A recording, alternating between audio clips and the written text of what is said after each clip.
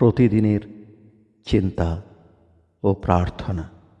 ৪ ফেব্রুয়ারি দিনের প্রধান চিন্তা। ভুল ভ্রান্তির জন্য মন খারাপ করিও না, নূতন বলে বলীয়ান হও। ইচ্ছাশক্তি এমন প্রবল, তাহার জোরে সব জয় করা যায়, মুখস্থ করা যায়।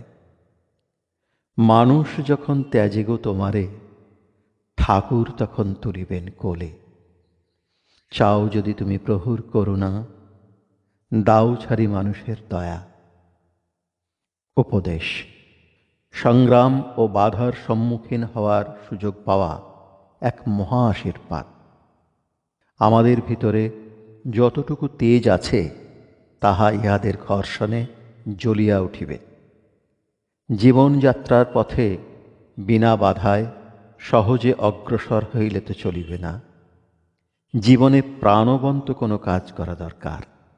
কঠোরতা ও দুঃখ আমাদের বলীয়ান করে এবং আমাদের ভিতরে ভালো যাহা কিছু আছে, তাহাই বাহিরে প্রকাশিত হয়। যিনি সুখে দুঃখে সমভাবাপন্ন, স্থির, অবিচলিত, তিনিই একমাত্র জীবনে সফলতা লাভ করিতে পারেন। এই সফলতায় আমাদের সমত্ব দান করে এবং সমতার অভাবেই আমরা সর্বদা দোলায়মান ও অস্থির হই। প্রার্থনা: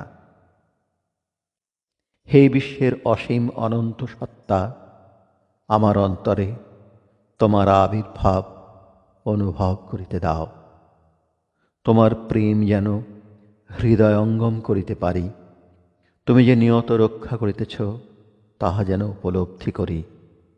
তুমি সকল আশীর্বাদের দাতা, আমাকে আশীর্বাদ করো প্রভু, যেন আমি অহরহ তোমার সান্নিধ্য অনুভব করি আর সকল ভুল ভ্রান্তি, দুঃখ নিরাশার অতীত হইতে যেন আমি পারি।